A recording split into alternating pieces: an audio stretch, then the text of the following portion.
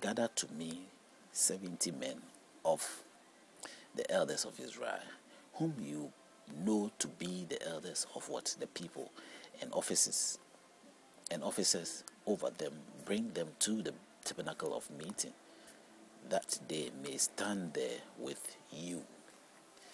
And 17 says, then I will come down and talk with you there. I will take off the spirit that is upon you, and will put the name upon them, and shall bear the burden of people with you, that you may not bear it yourself alone. This is like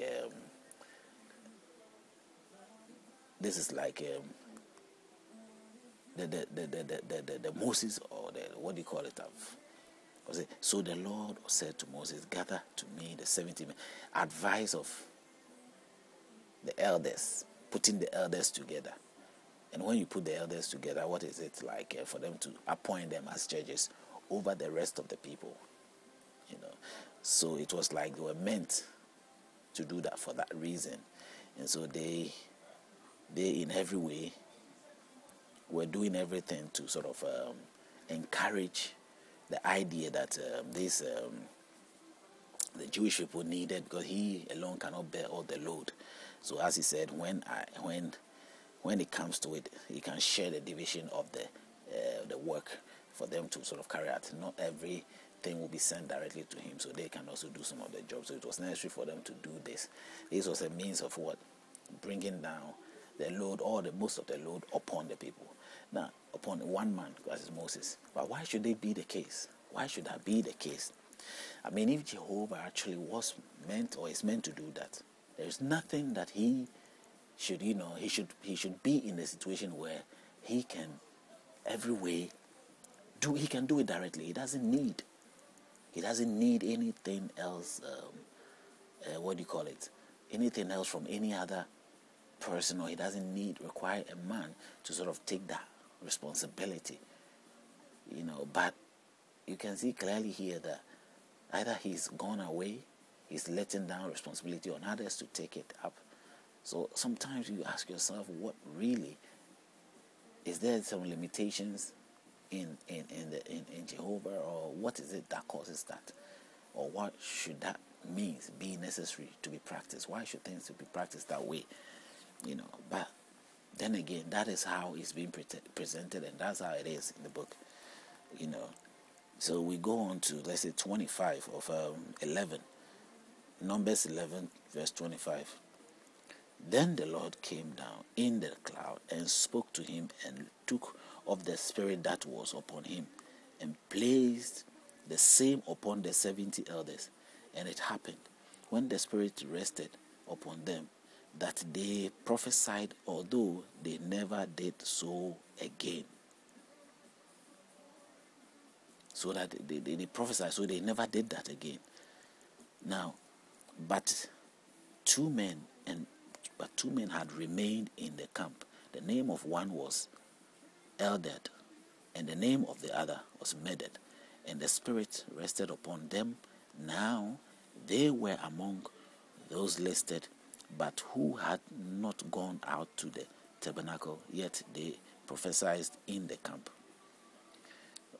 Now, if you look carefully here, the elders, and it happened with the spirits rested upon them, that the Lord came down in the cloud and spoke to them, and took off the spirit that was upon him, and blessed the same upon the 70 elders. These are trying to sort of pass on a blessing to these chosen men. That is from 11, and it goes on to reveal what their role was supposed to be. And the young men ran and told Moses and said, Eldad or Medad are prophesying in the camp. So Joshua the son of Nun, Moses' assistant, one of his choice men, answered and said, Moses, my Lord, forbid them. So it's like they sort of went out to give them away, gossip in certain ways, towards who the head of leadership, was Moses, to let him know that this is what is happening. Okay, we brought you into this. Step in and stop these people for what they are doing. They are prophesying. They are doing all sort of things they are not meant to do. So they had to report it or somehow give them up to the head. And you can tell here that in that part, so Joshua 28. So Joshua, the son of Nun, Moses' assistant, one of his choice men, answered and said, Moses, my Lord, forbid them. Then Moses said to him, are you zealous for my sake? Oh, that all the Lord's people were prophets, and that the Lord would put his spirit upon them. Moses has to make his view come out, that are you really loyal? And of course, he's a chosen person. He is loyal in so many ways. Let's go to 33. It says, but while the meat was still between their teeth, before it was chewed, the wrath of the Lord was aroused against the people, and the Lord struck the people with a very great plague.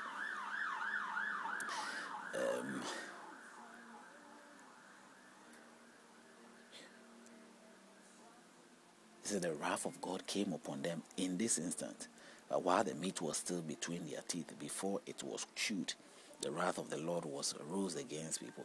That is, and is demonstrating God's anger, immediate response to whatever it is that was expected of God to do. The fact that Moses have stepped in, so he called the name of that place Cabro Hateva, because there they buried the people who had yielded to craving. From Cabro Hateva, the people moved to Hazeroth and camped at Hazeroth. If we move from 12, Miriam and Aaron speak against Moses. Now, these are sort of the close parts where you have leaders and those you trust somehow begins to get fed up, and they have their own pride, taking over. So from chapter 12 of Numbers to 5, it says, then the Lord came down in the pillar of cloud and stood in the door of the tabernacle and called Aaron and Miriam, and both went forward.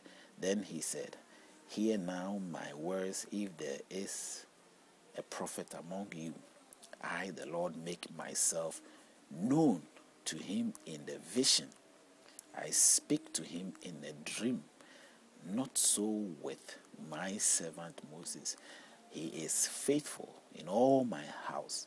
I speak with him face to face, even plainly, and not in dark sayings. And he sees the form of the Lord. Why then were you not afraid to speak against my servant Moses? So the anger of the Lord was arose against them, and he departed. God intervening for his servant Moses, who he is so close related with, because they were speaking against him of some kind. That is, Aaron and Miriam, said close people of the prophet. The prophet doesn't expect that, and that sometimes it happens. And God is on their behalf, or speaking on Moses' behalf. It's all it's a story that I'm picking up. You probably will, be drawn to it to read yourself. And as you have these things, as we go on, you see how irrelevant they may be, or how relevant they may be as we go on, making all the suggestions. And we move on to 12 spies sent to Canaan. This is Canaan, where they sent spies to look at the land. Now, Canaan is a land that was promised to who? The people of Israel through Moses. God promised that land, that he's going to give them a land for them to live in, when he took them or saved them from all the hands of the Egyptians. Now, my view about the Egypt issue, and the Jewish people and the Israelis. Now, if you look at it this way, it says in 25, it says, and they returned from spying out the land after 40 days. They actually went there to spy the land. There were